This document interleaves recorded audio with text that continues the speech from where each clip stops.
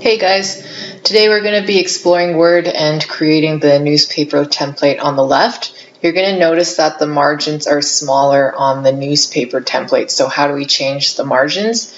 You first have to click Page Layout, and then on the very left there's the margins, and they have some preset templates. I usually always use narrow or normal, but you can customize the margins if you want. So we're going to start off with the box at the front. You can insert a shape. The default color is blue, which is great because that's the same color in the template, and then you can start typing in your text. Now if you want to resize the text, you're going to go back to the Home tab and change the font to however big that you want it. Also, it naturally puts it in the center justification, and you want to make it on the left justification.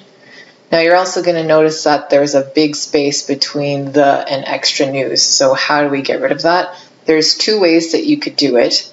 The first way is the spacing in a paragraph.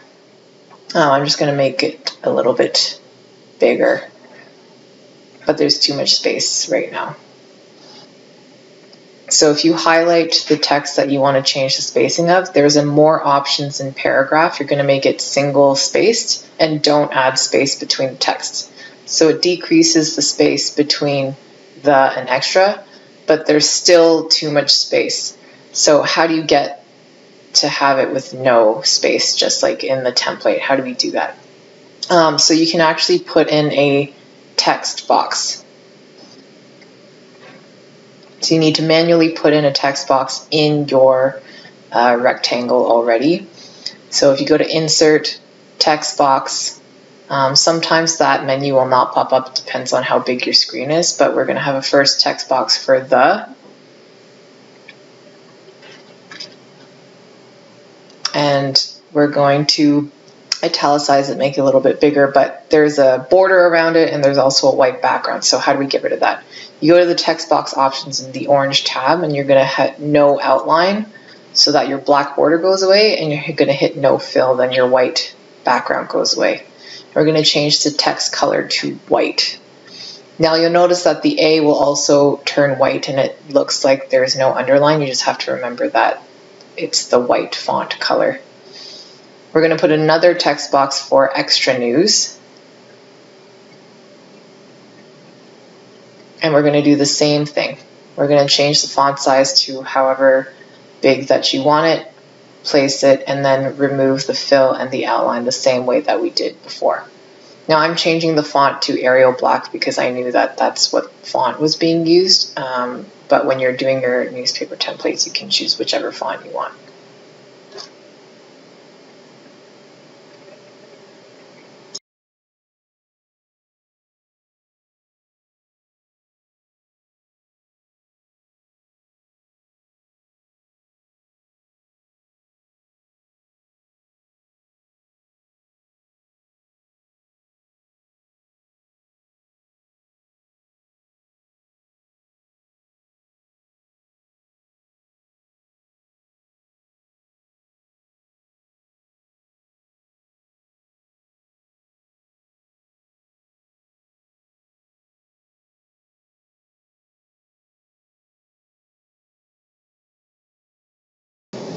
So now we're going to move to the next part, which is the all about the big world we live in. You can do the same thing by inserting a text box, but I find that putting in a table is a bit easier because my alignment will stay the same. So I'm just going to type in the words first, all about the world we live in on the left, and then, oops, sorry, I spelled world wrong, and on the right, exclusive news today. So my exclusive news today, you'll notice it's in the middle. I want to make it on the right justification, so I'm going to change that. And then you'll also notice that, sorry, all capitals. You'll also notice that there's a border around the table. So I want to get rid of that. Let's change the font size first. Italicize it. Get rid of the spacing. And I'm going to play around with the font sizes so the spacing's the way that I want. And so we need to remove the borders of the table. So how do I do that? You're going to highlight your table, there's going to show up as the table tools in yellow, and there's two tabs, design and layout. If you go to the design tool, that's how you get rid of your borders. So if you click no borders, every single border is going to disappear. So you'll notice that there's a dotted grid around your table. It's not that they show up.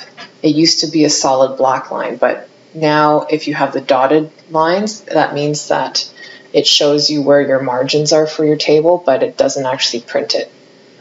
If your grid lines are not showing up on your screen, you probably haven't selected a particular property. So if you go back to your layout, they have an option to view grid lines. If you click it, it'll disappear, and you can keep enabling or disabling it. I usually always have view grid lines enabled because I want to know where I've put in a table in my Microsoft Word document.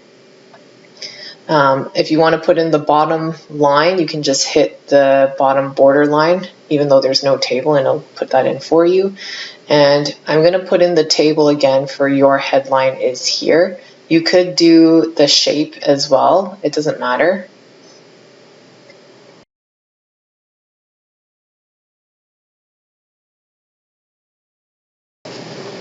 Either or is fine. It makes no difference what you do.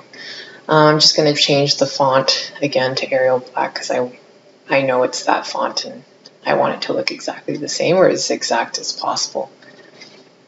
Now, how do you get the fill into the table? The same idea. You're going to hit the shading for your table, pick whichever color you want in the Design tab, in the Table Tools, and then you can change the font color the same way that you did in the Home tab. But again, remember, we've been changing all of the font colors to white, so that bottom thick bar might not show up because it's white on a white background.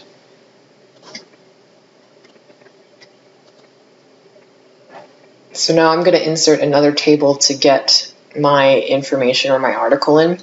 You can notice that there's kind of 4 quadrants, but they're not equal 4 quadrants. So let me just change the spacing a bit so it looks more similar to the template. Okay. So if you want to move the line, you'll notice if you don't highlight anything, it moves all of the grids. And I'm just going to move this one over here. So how did I do that? You remember if I did the previous one, it moved both lines. If you want to do an individual cell, you need to click the cell or highlight the cell to change the one border line. Otherwise, it's going to change both of them. Change it for the whole table. So I'll show it again. I can move this one because they're no longer intact, but if I move this over and align them, if I go back and try to move it again, it's going to move both of them, like that. So I have to highlight the cell, and now it knows that I only want to move it for that particular cell. So I'm going to change the font so that it's a bit bigger. It's more similar to that. I'm going to paste my picture in. You can use the snipping tool if you want the exact one, or you can Google it. It's totally up to you. Just going to resize that like so.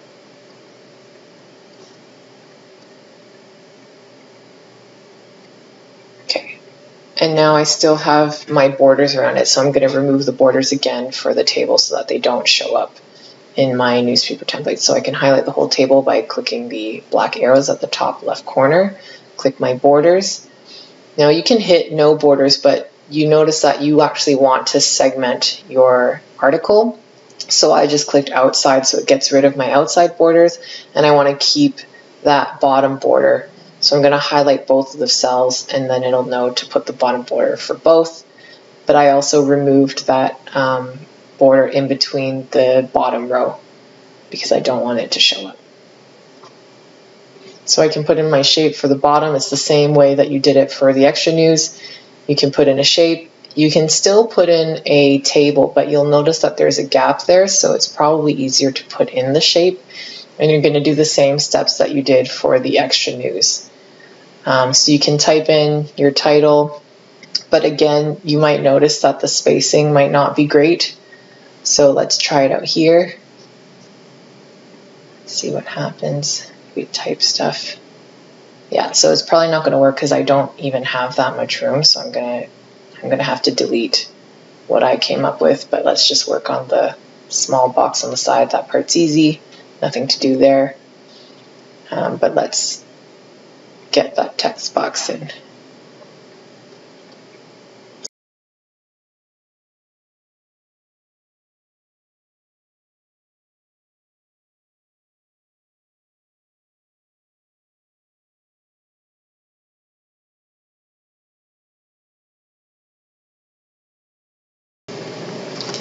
So I'm going to go insert my text box again on top of my text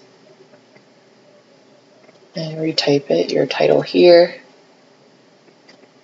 Oops, I forgot to delete the one that I wrote previously, so let's delete that. Put the text box where it's supposed to be. Let's make the font a bit bigger. And then I'm going to do the same steps to remove the outline and remove the fill in the drawing tools. Those colored tabs, they usually disappear if you're not selecting the thing that you want to change. So, and again, the font's white, so you might not see that bar. I have to put in another text box, so go to the Insert tab, text box again, and draw my text box here, and I can type whatever I want, blah, blah, blah. And once again, we have to remove the shape, fill, and outline, and I just changed my font color because I know it has to be white.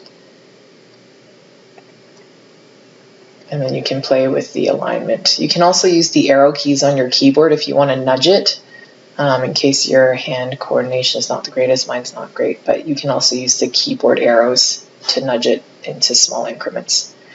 Let's change the text, the box into the same color. And then you can type whatever you want from there. It doesn't really matter.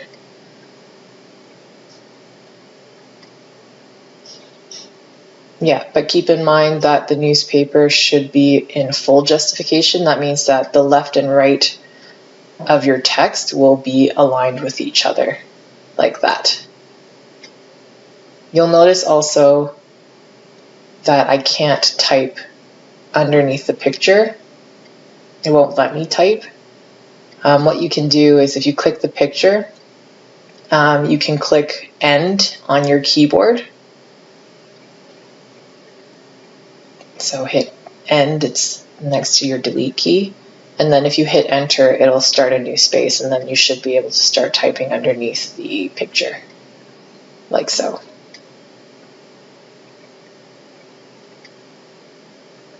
And then I can type in whichever box I want. I'm not actually sure why it moved that margin, but you can just move it back. It's not a big deal. And then that's it.